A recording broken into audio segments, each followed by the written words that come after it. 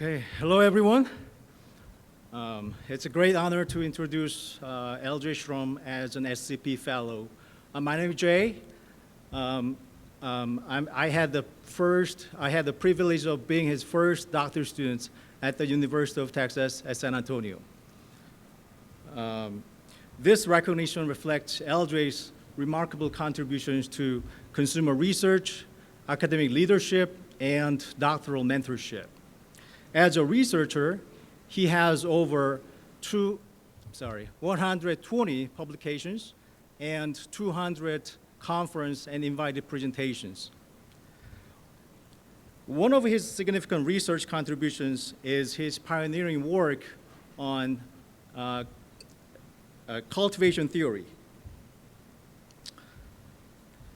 By using experimental designs from social psychology, he solved the theory's lack of causal evidence. But L.J.'s impact goes beyond his research. His leadership roles have enhanced the foundation of our field. He served as the president of SCP in 2010 and the inaugural editor of Consumer Psychology Review in 2018. Now, aside from his impressive research and service, I have to say L.J. was a great doctoral mentor. L.J. was my God when I was a doctoral student, but unlike most gods you believe in, he actually responded to my prayers. Whenever I hit a wall, personally or academically, he always had the answers. There are a lot of stories to share with you, but let me share just a few. When I was a doctoral student, he was the department chair at UT San Antonio. Despite his busy schedule, he always made time for me. He came to his office early in the morning from Monday through Saturday. I should have felt grateful, but now I have to admit, I just felt guilty a little bit, especially on weekends, knowing that he was working. Even though it was the weekend, I still remember one Saturday morning, I found him working on his research project. I knocked the door, and he welcomed me in. He engaged in research discussion with me. That meeting ultimately sparked my dissertation idea. But his mentorship went beyond his academic area. When I was preparing for job market interviews, he suggested we go shopping together for my job market suit. But that shopping trip was more than just choosing a suit. That's reflection of his true care for his student success. As an international student from Korea, I felt a deep sense of reassurance.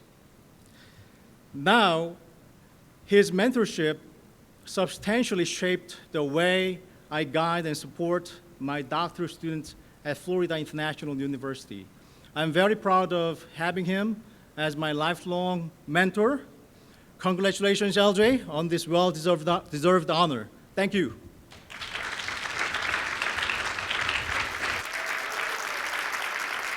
Thank you.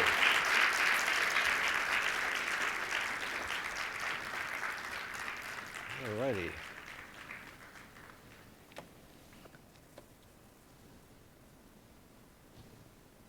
All right, thanks, Jay. That was great. It makes it hard to actually get through this now. That's very touching. Thank you. Okay. So before I get started, I'm going to have to use these. Apparently, I thought I could see this, but apparently not.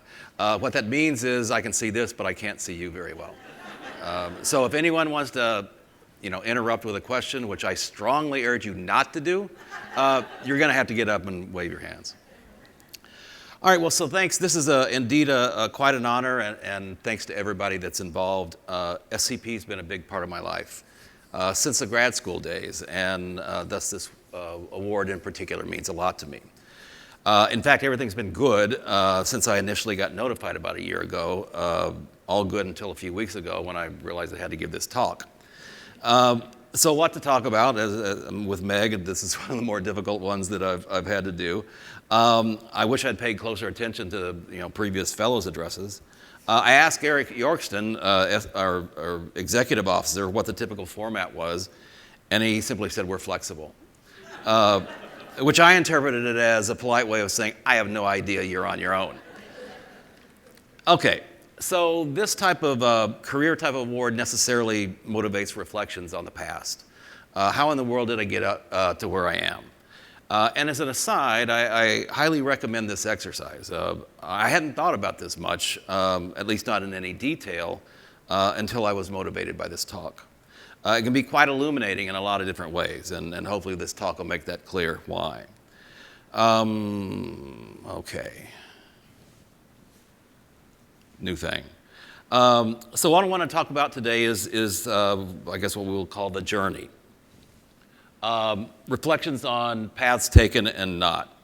Now this is top of mind not just because of this talk. I've actually been thinking about these issues for a while in the context of how we train our doctoral students, how we evaluate doctoral student applications, and most important, the career advice that we give.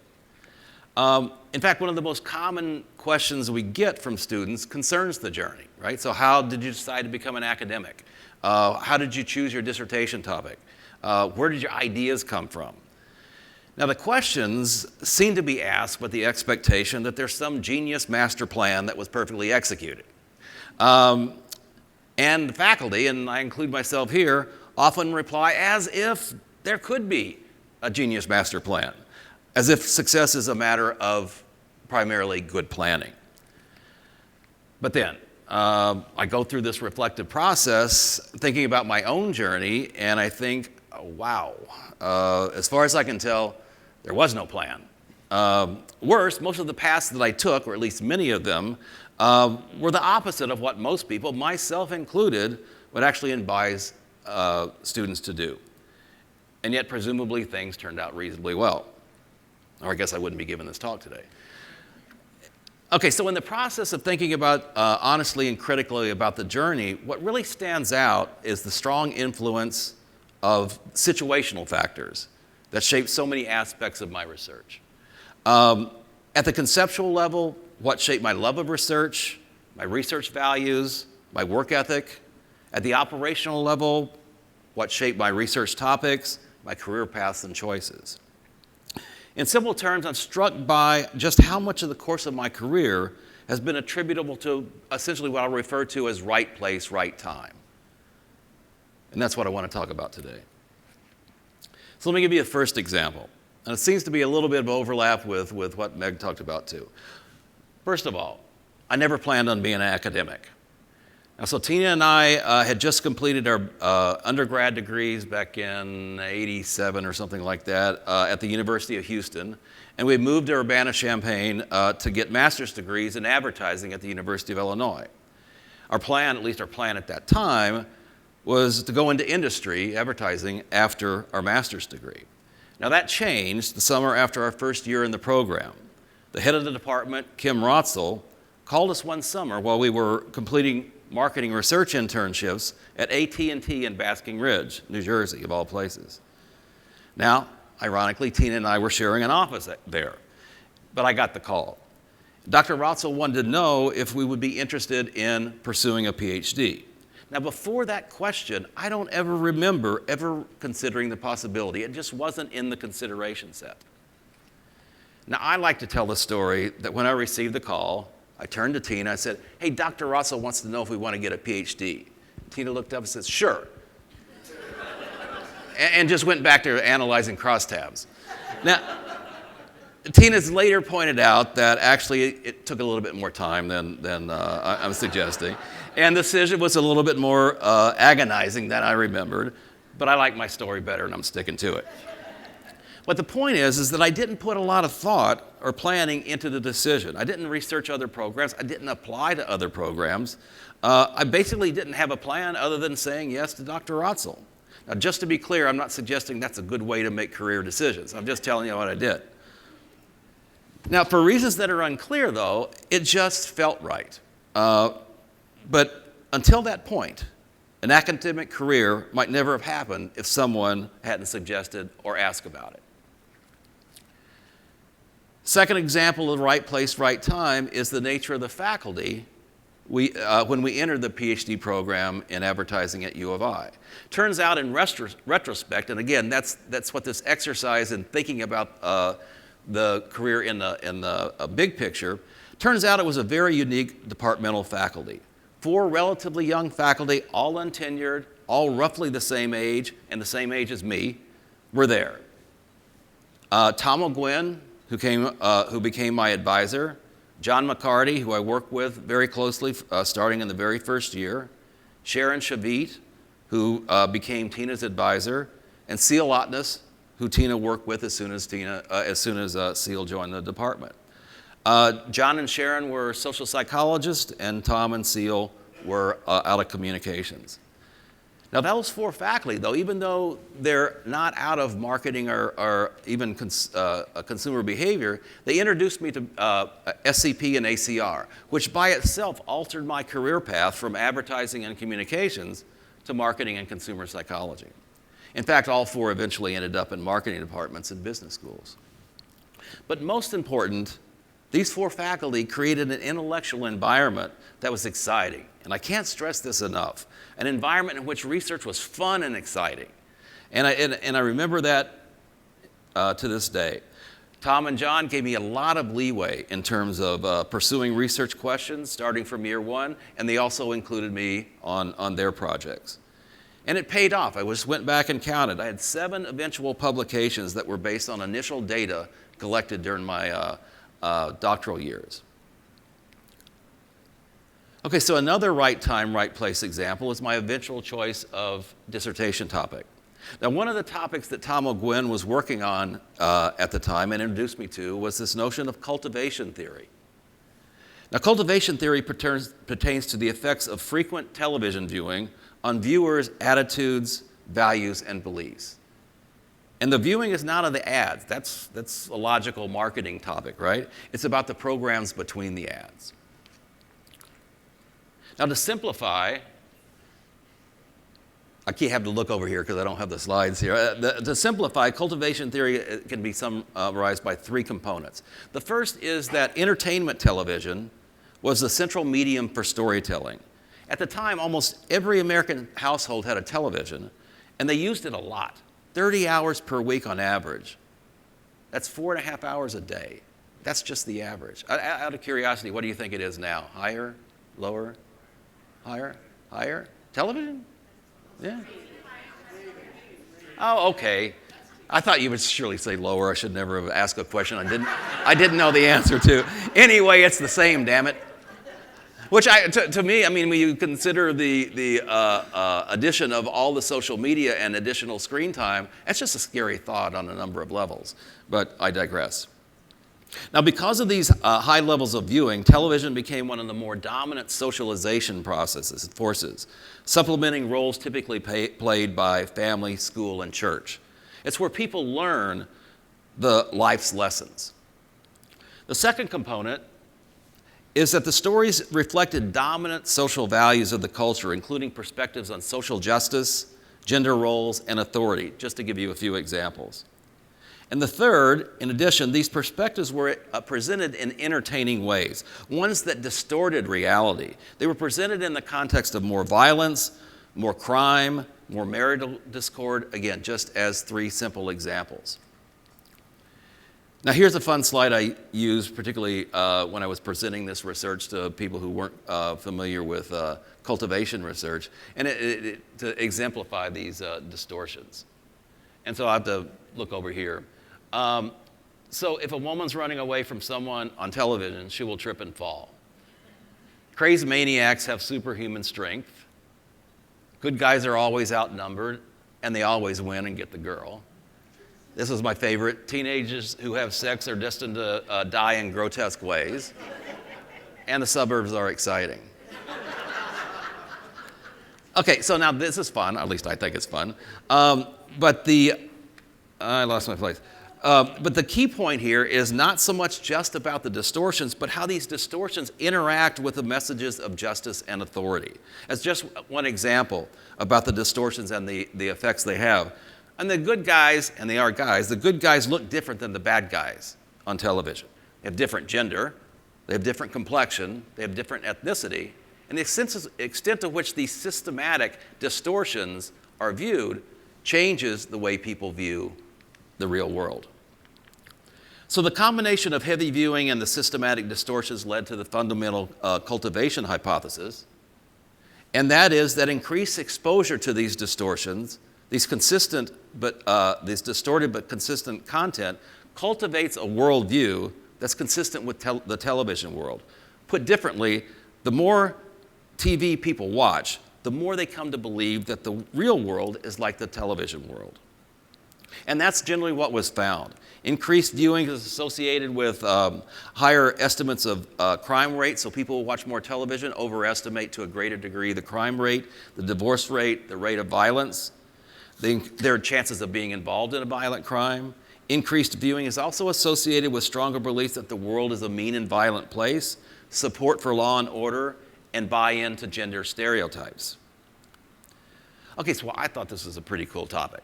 It was perfect for me because I like to watch television. And so all of a sudden, the thing I wasn't supposed to do is now work. However, although it was one of the most highly cited theories in communication, and actually still is, cultivation theory was relatively unknown in marketing and consumer psychology, making it a bit of a questionable topic for a good topic for a dissertation topic in marketing.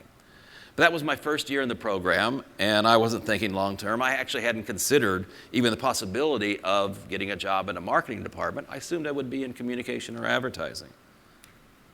Now, in terms of the fortuitous timing and notion of right place, right time, several things happened in the course of this research and cultivation that greatly shaped my research program.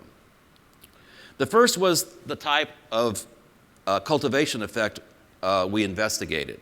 So Tom, along with one of his mentors from grad school, Ron Faber, which some of you may know, were toying with the idea of extending cultivation research to consumer beliefs, which linked at least to some degree to consumer research.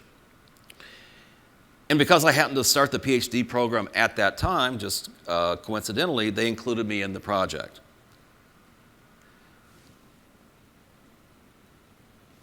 No. All right. Now, another way of describing cultivation effects is that the frequent viewing of these distorted TV portrayals influences normative beliefs, perceptions of what others think and act, how they think and how they act. Life lessons again. We learn those from other people, and in this case it was the television people. In consumption terms, cultivation theory would predict that television consumption would influence beliefs about what others have and do. And that's what we investigated. Turns out it was pretty good timing. Again, I guess right place, right time. We started the project in the late 80s, a decade now known for its glorification of materialism and consumerism. And this glorification, consistent with cultivation theory, was reflected in the most popular entertainment dramas during that decade. Some of you may remember them. Dallas, Dynasty, Falcon Crest, those are examples. They were all on exactly the same time. They featured mega-rich families dueling for power and control in unscrupulous ways. Also at the same time, actually 1987, the movie Wall Street debuted, which glorified wealth and greed to an even greater degree, to the extent that's even possible. Thus, during that time, the world portrayed when we were trying to study this particular issue, the world portrayed in entertainment television was vastly more affluent and materialistic than the real world. So cultivation theory thus predicts that heavier viewers would perceive the world as more affluent and more materialistic than lighter viewers. And that's what we found. Across a number of studies, the more television people watched, the higher their estimates of the percentage of Americans who were millionaires, belonged to a country club, had swimming pools, owned luxury cars, diamond jewelry, etc. So the idea is that the more they watch television, these examples that we use were markers of affluence and status. In economic terms, they were positional goods. Now, the second right place, right time related to this probably had the greatest impact on what eventually developed into my research program or my primary focus. At the time, in the field of communication, the cultivation theory was well known and established, but it was also a little bit controversial and heavily criticized as a theory because it lacked any psychological process explanation. It was a reasonable question, right? So if given that everybody knows that television programs are fictional, not real, why would anyone base their judgments on fictional information rather than discounting the source? Now, thus, when I started working on the cultivation projects, most of the communication fields had focused on explaining the process, and most, if not all, had been unsuccessful. Coincidentally, again, right place, right time, Sharon Shabit introduced me to Bob Wire and his well-known social cognition seminar. I was hooked from the start. I attended the seminar religiously. I remember it was Fridays from 3 to 5 p.m. I mean, not the most prime time point, but so that shows my dedication. We also always went to the bar afterwards to have happy hour. I pretty much read everything Bob had written on the theory of information, on his theory of information processing, which emphasized the heavy impact of construct accessibility on social judgments. And I included reading from cover to cover that book, which had just come out at the time, around 1987. And I still had that book, by the way. It's pretty cool. I just looked at it recently. I still have the notes in the margin about connecting it to cultivation theory. At any rate, once I had read this stuff and was attending the seminars, the answer to the psychological process explanation quickly emerged. At least my hypothesis was that a combination of frequent viewing and frequent portrayals, for example, of wealth of materialism, made those constructs more accessible in memory, easier to generate examples. And consistent with the availability heuristic, people estimated the prevalence based on the ease of generating an example. It also explained why people did not source discount. As Norbert Schwartz later showed with his work on metacognitive experiences and processing fluency, and what the availability heuristic says, is that people base their judgments on the ease of the recall experience, not the content, not so much the content of what they recalled. Thus, if they're not recalling the content or focusing on it, there's nothing to source discount. Now, the heuristic processing explanation for the cultivation effect then led to a set of predictions and a series of papers regarding the processing conditions that should produce effect or attenuate it or turn it off. And just for fun, I'm going to show you the model. I'm pretty proud of that model, I have to tell you. Now, I'm actually most proud of the fact, or the reason why I remember it the most, is that, okay, so I did this around 2002, something like that, early 2000s. Software programs were clunky. I was clunky using them. It took me longer to make that figure than it did to write the paper in which it appeared. So I used that a lot. Okay, so this is the general model. The diamond shapes are basically the moderators, theoretically relevant moderators that guide whether the effect will occur or not. One more example of or another example of fortuitous timing was that JCR apparently would still consider publishing this type of research. It's primarily correlational, although I manipulated the process, not so much about the marketplace, so it's doubtful that JCR would consider it now. Get this, not only did they publish it, I published 2 papers in JCR in consecutive years. It was 97 and 98. The first on the consumer cultivation, and the second didn't even have consumer variables in it. It positioned TV viewing as consumption. It was strictly a process paper. The first one won the Best Paper Award. The second one was a finalist for Best Paper and honorable mention for the Ferber Award. Okay, trust me, I was as surprised as you are. Right? And I'm not saying all this to brag, although I'm kind of enjoying it. But I want to emphasize that even when I did try to plan strategically, I was wrong as often as not. I was so sure that they would not publish this, particularly the second paper, the one that didn't even have consumer measures, that I tried to move to a comm department. I wanted to keep doing this research. I really didn't think I was going to be able to publish it in a consumer journal. In fact, I tried to move to, I interviewed for jobs, I applied for jobs, and I have to tell you, I was pretty hot stuff in communications, at least I thought I was, but apparently not hot enough because I didn't get any takers. So another, not necessarily right place, right time, but another situational variable is that I tried to move and it just didn't happen. Okay, I'm getting the sign. So let me wrap this up by noting another type of fortuitous event, and that's that I've been truly fortunate to work with some outstanding doctoral students. They've enriched my life in so many ways, both intellectually and personally. Each of them challenged me, mostly in good ways. They often changed my thinking or way of thinking, which is not necessarily easy for me because I tend to be a little bit stubborn. They kept me fresh, and at least fresher anyway, and helped sustain my love of research. All right, and of course there's the ultimate right time, right place was when I met Tina. That's her. She's the one on the left. As most of you are aware, we appear to be joined at the hip. We met approximately 45 years ago, and we've been together ever since. We got the same undergrad degree, the same master's, the same doctoral degree. We took the same courses, shared books, shared offices. We collaborated on numerous research projects. And actually, when you say that out loud, it starts to sound a little weird. She's my spouse, my partner, my soulmate, and my best friend. And having someone like her in my life and her unflinching support makes all of life's challenges so much easier. Thank you.